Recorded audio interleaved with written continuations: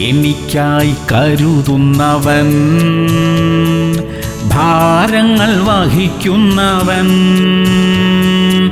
എന്നെ കൈവിടാത്തവൻ, യേശു എൻ കൂടെയുണ്ട്.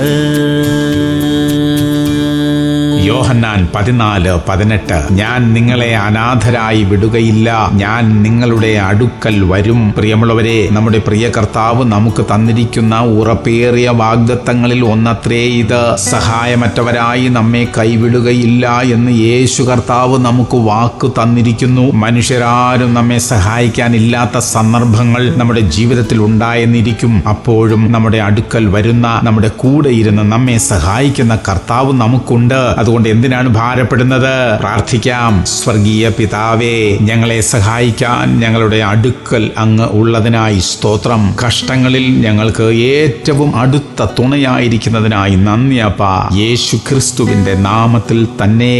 ആമേൻ, ആമേൻ, ആമേൻ.